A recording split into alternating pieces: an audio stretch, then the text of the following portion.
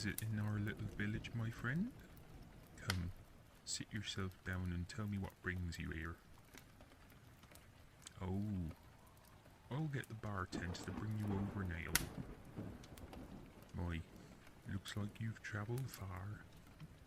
Oh, wait, let me guess. You're from the capital. That would explain the expensive clothing, that armour, made from pure platinum, is it not? Yes. Only people from the capital can afford platinum armour. What's that, you say? Titanium alloy, you say? My, you're more important than I first imagined. Oh, an ambassador. On your way to the desert realm. I see. On important business, are you? Oh. So they found it, have they? The crown of the Tyrant King. I see. Wait. You're one of the people who've always dismissed the story of the Tyrant King as a fairy tale, eh? Something to scare the children into behaving. I thought as much. What are they teaching you in the capital? How much of our history do you know? I thought as much. It's all a fairy tale to you and your kin, is it not? Well, it just so happens that one of our nation's finest historians happens to be residing in this very inn. I'll call him over, and he can tell you how it all began. He's been researching the truth behind the Tyrant King. Hey, yes, I'm talking to you. Come on over here, you're in luck. I have a punter for you. Wants to know the truth about the Tyrant King. Look, start with the early years. Let us not get bogged down into too much history. If he wants to know more, you can tell him more. Well now, my friend, you in for a treat. I bet you've never heard storytelling of this caliber before.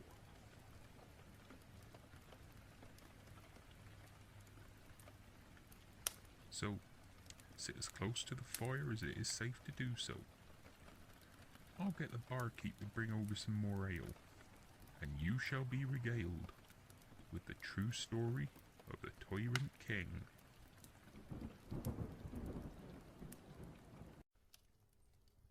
It starts out as a cliché. Doesn't every story, though?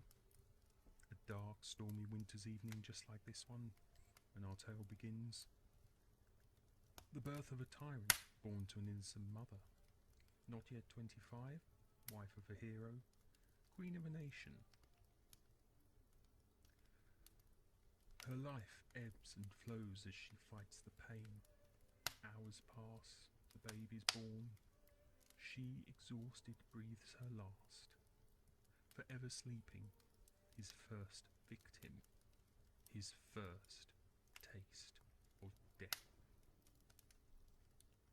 His father suspects nothing. His son holds no blame. His mother had been plagued before conceiving the child.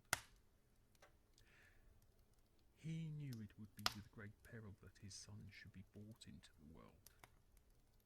It would be without her that the day would come for the naming ceremony.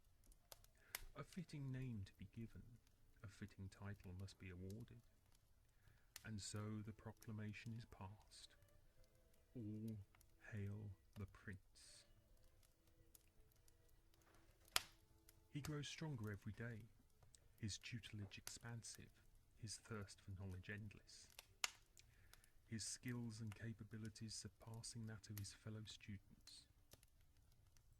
He is cunning. He learns quickly how to manipulate and control the people around him.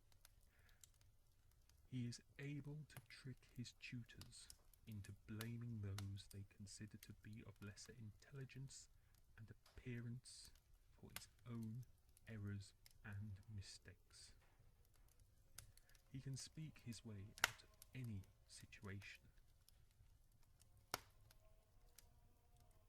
He becomes interested in both political and military history, organising his student friends into small units which patrol the grounds of the establishment.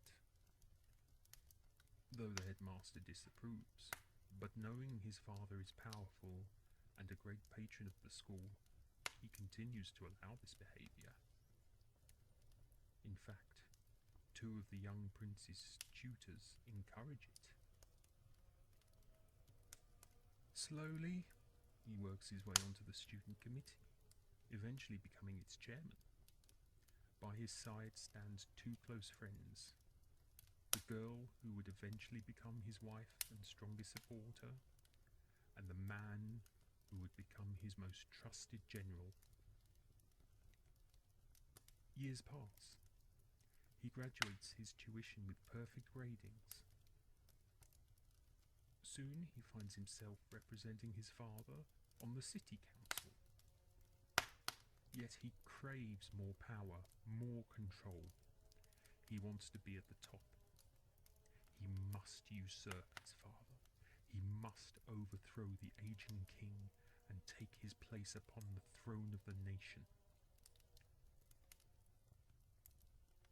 Soon he becomes the head of the King's Council, and he places in position of power his soon-to-be wife and the man who would become his general.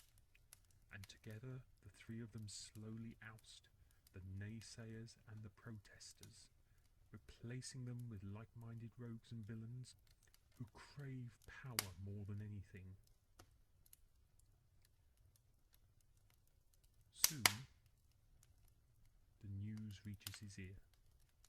His father is ailing. He must enact the powers of regency. This is his chance. One final moment to seize the power he craves. His wife performs the ritual, the black sacrament, the summoning of dark spirits, the ones that will bring him all that he has desired. This would be his second taste of death. The news reaches the summer palace. The king is dead. Music to his ears. Quickly, he makes his way back to the capital, a coronation to be prepared. In the palace, he finds servants mourning. Quickly, he finds guards and other servants loyal to his cause, dispatching those who refuse to serve him, as he begins to erase everything connected to his weak and feeble father, a king who once ruled with benevolence, love and truth.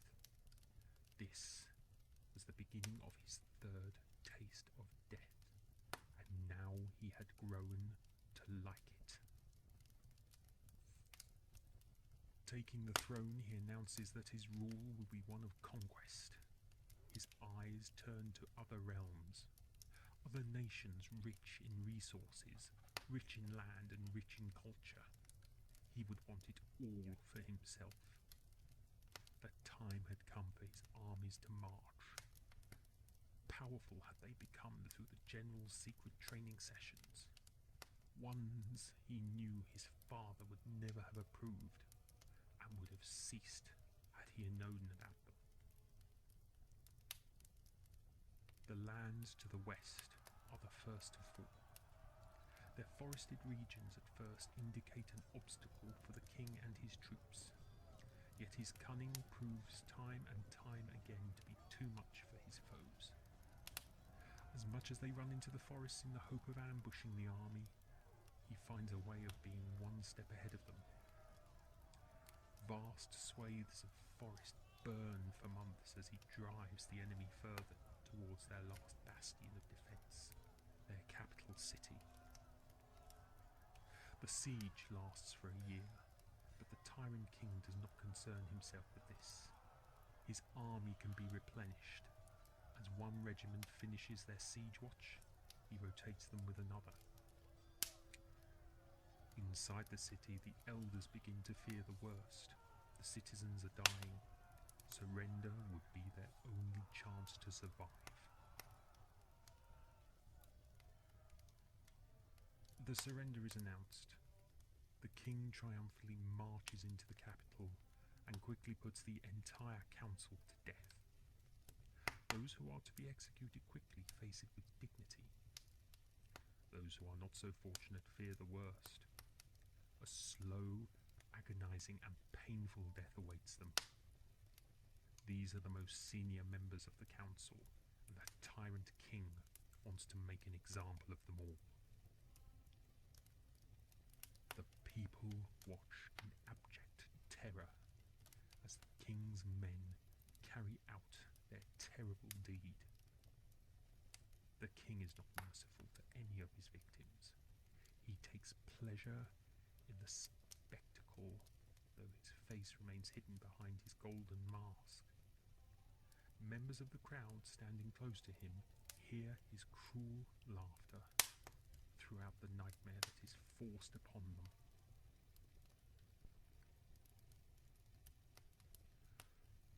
With the fall of the lands to the west and the enslavement of its people, his attentions now turn to the desert realms of the east. These lands will need to be subjugated differently. He knows that he cannot conquer the realms through warfare, but he can at least buy their loyalty. Envoys are sent out to each nation, each with a gift for the rulers that have arisen throughout time. Each of these gifts is accompanied by a slave. The Tyrant King refers to each slave as a sample of what he can supply should he acquire their loyalty. The response returns. Only 2 of the 10 nations refuse the gifts, and it is upon this that the king calls the other nations to rise up and overthrow the leaders of the lands that have rejected his offers. He makes a proclamation that whosoever conquers the lands will get to keep them. This is his plan all along, his divide and conquer technique. For centuries, the eastern lands have been ruled individually. They have been united in their trading agreement with other nations and each other. Now 2 of the lands have undermined the potential trading agreement with the Tyrant King. They have undermined the status quo. This slight could not stand, and so the desert lands are plunged into war. At the end of the war, a single victor is revealed to be the most powerful leader in the region. Upon arrival to the Tyrant King's palace, he is quickly dispatched. The king immediately seizes all power and takes the desert lands for himself. Soon as in the west, the population is quickly subjugated and enslaved. The courtiers of the former micronation leaders are executed to prevent them organizing rebellion.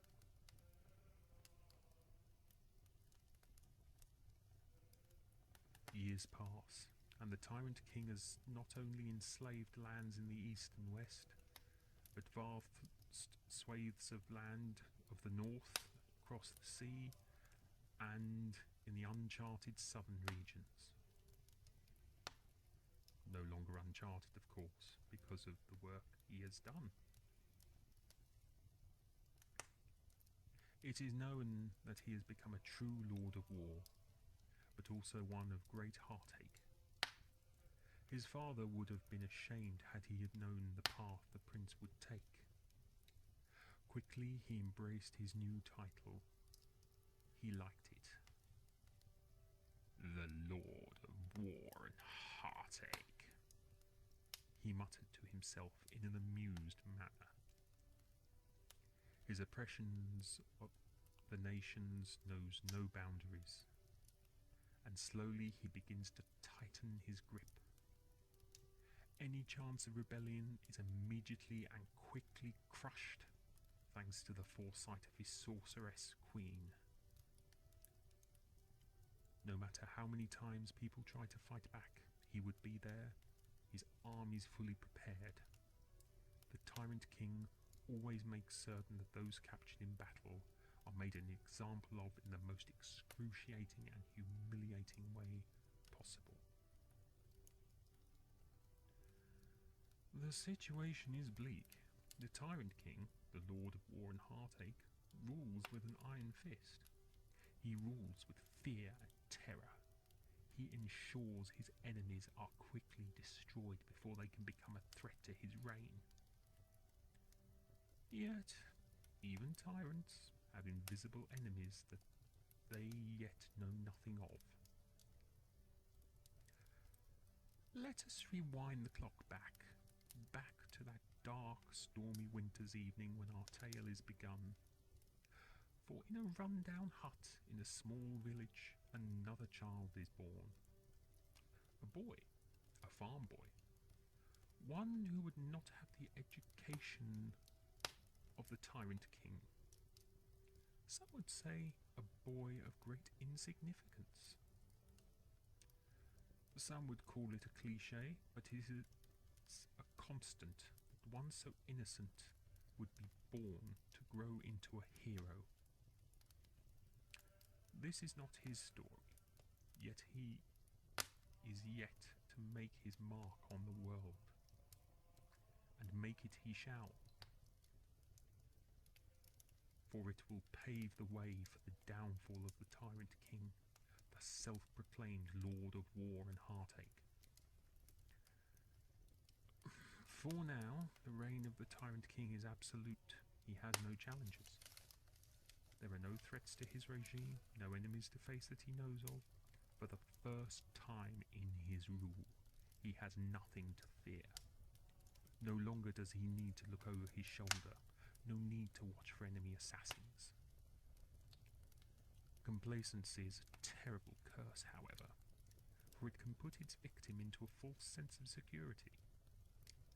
And it is at that moment that destiny and fate conspire to bring forth a new player in the game of life. And it is an opportunity that can bring an end to the tyranny that oppresses the realm. This is only the beginning of the story.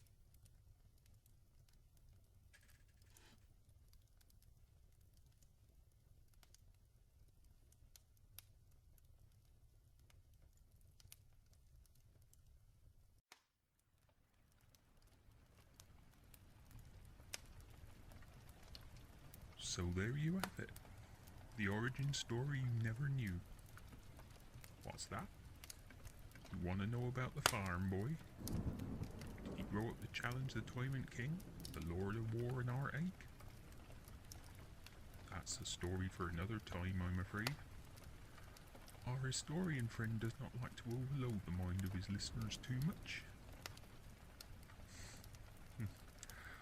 I can see it in your eyes you thirst for the knowledge, but I'm afraid that will have to wait.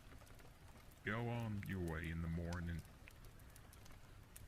Carry out your required task, whatever it may be, and when you return, you will be able to hear the rest of the story. I realise you're disappointed that we're not finishing it this evening, but the rest of the story is long and complex. Should rest now. The barkeep has you a room ready. You have a long journey ahead of you. I'll be here when you return, and so will our historian friend. Who knows? Perhaps you will have a tale of your own to exchange with him in return. Well, I'll bid ye good night, and let you rest well. Till we meet again, my friend.